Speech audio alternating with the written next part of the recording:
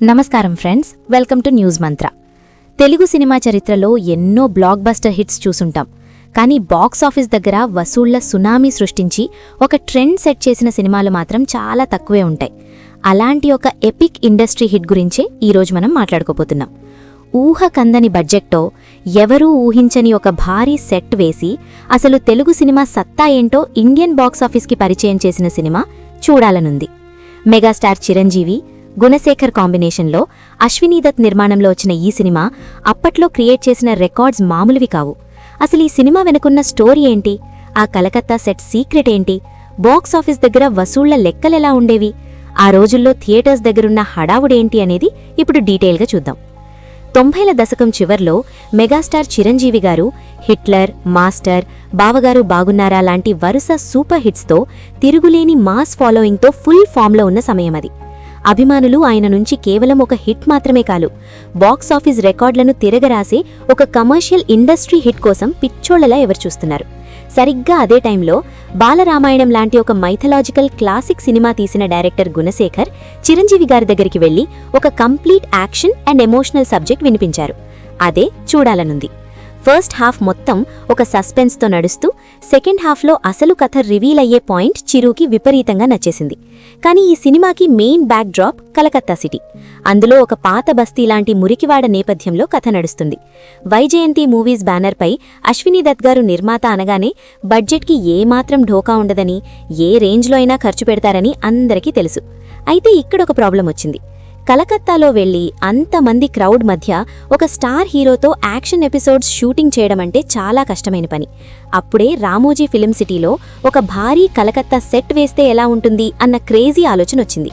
అప్పట్లో అది ఒక సెన్సేషనల్ డెసిషన్ అని చెప్పాలి. ఎందుకంటే కేవలం ఆ సెట్ కోసమే దాదాపు 3 నుంచి 4 కోట్లు ఖర్చు పెట్టారు. అప్పట్లో ఒక మీడియం బడ్జెట్ సినిమా మొత్తం తీసేయొచ్చు కేవలం ఆ సెట్కి పెట్టిన డబ్బుతో. ఇది అశ్వినీదత్ గారికి చిరంజీవి గారి మీదున్న నమ్మకం. ఆ కలకత్తా సెట్ గురించి ఎంత చెప్పుకున్నా తక్కువే అవుతుంది. లెజెండరీ ఆర్ట్ డైరెక్టర్ తోట తరణి గారు ప్రాణం పెట్టి తన ప్రావీణ్యమంతా ఉపయోగించి ఆ సెట్ని డిజైన్ చేశారు.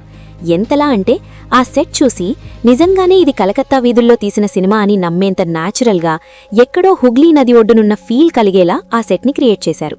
ఆ ట్రాలీ బస్సులు, ఆ ఇరుకు సందులు, ఆ బెంగాలీ బోర్డులు అన్నీ పర్ఫెక్ట్గా డిజైన్ చేశారు. మెజారిటీ షూటింగ్ మొత్తం ఆ సెట్లోనే కంప్లీట్ చేశారు. ఇక ఈ సినిమాకి మరో ప్రాణం మణిశర్మ గారి మ్యూజిక్. అంతకుముందు బావగారు బాగున్నారా సినిమాకి బ్యాక్గ్రౌండ్ స్కోర్తో మ్యాజిక్ చేసిన మణిశర్మ గారిని ఈ సినిమాతో పూర్తి స్థాయి మ్యూజిక్ డైరెక్టర్గా తీసుకున్నారు. ఆయన అందించిన సాంగ్స్ అన్నీ ఆల్బమ్ని ఆల్ టైమ్ చార్ట్ బస్టర్స్గా మార్చాయి. యమహానగరి సాంగ్ అయితే ఇప్పటికీ ప్రతి తెలుగువాడి ప్లేలిస్ట్లో ఎక్కడో చోట ప్లే అవుతూనే ఉంటుంది. ఆ పాటలో కలకత్తా అందాలని అద్భుతంగా చూపించారు. దానికి తోడు హరిహరన్ వాయిస్ ఒక అద్భుతమైన సోల్ తీసుకొచ్చింది. అలాగే రామ్మ చిలకమ్మ సాంగ్లో లారెన్స్ కొరియోగ్రఫీకి చిరు వేసిన స్టెప్స్కి థియేటర్స్లో స్క్రీన్స్ దగ్గర పేపర్లెగిరాయి, కాగితాలు చిరిగిపోయాయి. అబ్బా నీ తీయని దెబ్బపాటలో చిరంజీవి గారి గ్రేస్ చూసి క్లాస్ మాస్ అనే తేడా లేకుండా ఆడియన్స్ అందరూ ఫిదా అయిపోయారు. నటీనటుల విషయానికి వస్తే పసివాడి ప్రాణం తరహాలో ఈ సినిమాలో కూడా ఒక చిన్న పిల్లాడి సెంటిమెంట్ మెయిన్ పిల్లర్గా నిలుస్తుంది. తన కొడుకు కోసం తప్పించే ఒక తండ్రి పాత్రలో చిరంజీవి గారు చూపించిన ఎమోషన్స్కి కంటతడి పెట్టని ప్రేక్షకుడు లేడు. సౌందర్య గారి అద్భుతమైన హోమ్లీ నటన, అంజలా జవేరి గ్లామర్ అన్నీ పర్ఫెక్ట్గా కుదిరాయి. ఇక ఒక పక్క మాఫియా డాన్ మహేంద్రగా ప్రకాష్ రాజ్ తనదైన శైలిలో సైకోటిక్ విలనిజాన్ని పండిస్తే, అతన్ని దీకొట్టే రామకృష్ణ పాత్రలో చిరంజీవి గారి యాక్షన్ సీన్స్ గూస్ బంప్స్ తెప్పించాయి. ముఖ్యంగా క్లైమాక్స్ యాక్షన్ సీక్వెన్స్, అలాగే ట్రైన్ ఎపిసోడ్లో బ్రహ్మానందం గారితో చేసిన కామెడీ ట్రాక్ సినిమాని ఎక్కడికో తీసుకువెళ్లాయి. తండ్రి కొడుకుల మధ్య ఉండే సెంటిమెంట్ని గుణశేఖర్ చాలా ఎమోషనల్గా హ్యాండిల్ చేస్తూనే మాస్, యాక్షన్, ఎమోషన్, కామెడీ ఇలా అన్నీ కలగలిపిన ఒక పర్ఫెక్ట్ కమర్షియల్ ప్యాకేజ్లా ఈ సినిమాని మలిచారు.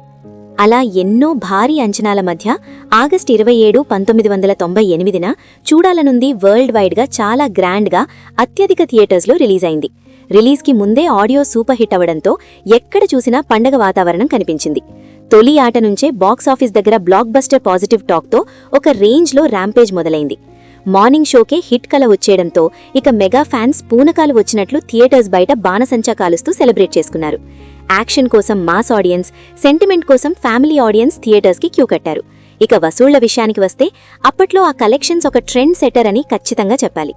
మొదటి రోజు నుంచే కనకవర్షం కురిపించిన ఈ సినిమా బాక్సాఫీస్ లెక్కలను పూర్తిగా మార్చేసింది.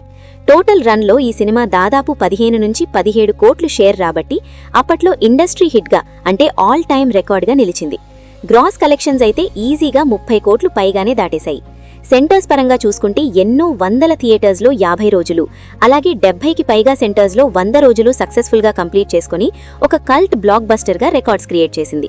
మీకు అసలు విషయం అర్థం కావాలంటే అప్పట్లో 15 కోట్లు షేర్ లేదా 30 కోట్లు గ్రాస్ అంటే ఇప్పటి ఇన్ఫ్లేషన్ లెక్కల ప్రకారం చూసుకుంటే అది కనీసం 200 కోట్ల నుంచి 300 కోట్లు పైనే ఉంటుంది. అంత రేంజ్లో బాక్సాఫీస్ దగ్గర వసూళ్ల రికార్డులు బద్దలు కొట్టి మెగాస్టార్ స్టామినా ఏంటో మరోసారి ప్రూవ్ చేసింది. ఈ సినిమా టాలీవుడ్లో ఒక కొత్త ట్రెండ్కి శ్రీకారం చుట్టింది అనడంలో ఎలాంటి సందేహం లేదు. అంత భారీ సెట్స్ వేసి సినిమా తీయడం, అలాగే టెక్నికల్గా సౌండ్ డిజైన్లో, ఆర్ట్ డైరెక్షన్లో ఇంత హై స్టాండర్డ్స్ మెయింటైన్ చేయడం అనేది అప్పట్లో మేకర్స్కి ఒక బెంచ్ మార్క్ సెట్ చేసింది. మణిశర్మ గారి కెరియర్కి ఈ సినిమా ఒక అతిపెద్ద టర్నింగ్ పాయింట్ అయింది. ఆ తర్వాత ఆయన మెగా కాంపౌండ్కి ఆస్థాన విద్వాంసుడిగా మారిపోయారు. చిరంజీవి గారి స్టార్డమ్ని, ఆయన మాస్ అపీల్ని ఈ సినిమా శాశ్వతంగా మరో లెవెల్కి తీసుకువెళ్ళింది. దశాబ్దాలు గడుస్తున్నా ఇప్పటికీ టీవీలో ఈ సినిమా వస్తే రిమోట్ పక్కన పెట్టేసి ఇంట్రెస్ట్గా చూసేవాళ్లు ఎంతో మందున్నారు. అంతలా ఈ సినిమా ప్రతి తెలుగు ప్రేక్షకుడి మనసులో ఒక చెరగని ముద్ర వేసుకుంది. మరి ఈ లెజెండరీ బ్లాక్ బస్టర్ సినిమాని మీరు ఫస్ట్ టైం ఎక్కడ చూశారు, ఏ థియేటర్లో చూశారు, ఆ రోజుల్లో మీకు గుర్తున్న మెమరీస్ ఏంటి, అలాగే ఈ సినిమాలో మీకు బాగా నచ్చిన డైలాగ్ లేదా సాంగ్ లేదా సీన్ ఏంటో కింద కామెంట్స్లో మాతో ఖచ్చితంగా షేర్ చేసుకోండి. ఈ వీడియో గనక మీకు నచ్చితే వెంటనే ఒక లైక్ చేయండి. మీ ఫ్యామిలీ అండ్ ఫ్రెండ్స్ అందరితో, ముఖ్యంగా మెగా అభిమానులతో షేర్ చేయండి. అలాగే ఇలాంటి మరిన్ని ఇంట్రెస్టింగ్ సినిమా ముచ్చట్లు, బాక్స్ ఆఫీస్ లెక్కలు, అన్నోన్ ఫ్యాక్ట్స్ కోసం మన న్యూస్ మంత్ర ఛానల్ని సబ్స్క్రైబ్ చేసుకోవడం మాత్రం మర్చిపోకండి. సబ్స్క్రైబ్ చేసిన తర్వాత పక్కనే ఉన్న బెల్ ఐకాన్ కూడా క్లిక్ చేయండి. మళ్ళీ మరో క్రేజీ బ్లాక్ బస్టర్ సినిమా స్టోరీతో మీ ముందుకొస్తాను. అంతవరకు సెలవు.